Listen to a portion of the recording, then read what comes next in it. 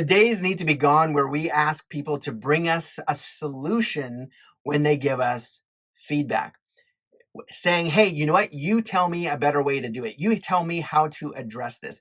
Because what we're essentially doing is asking them to invent, which, if that's not one of their geniuses, they may not be able to do that as well or as easily. Not that they can't, but it may not come as easily, or they may not come up with a solution that really should be acted upon.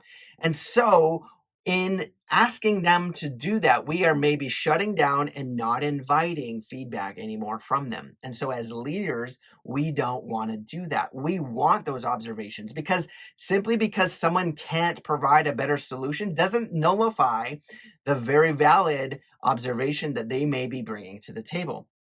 Now, I'm not saying it's guaranteed either, but we certainly don't want to shut things down before they even have an opportunity.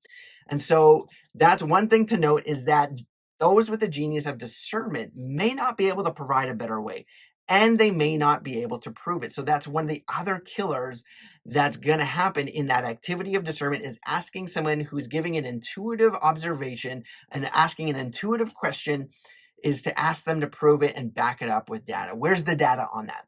Now, that doesn't mean that we can't mine for more understanding.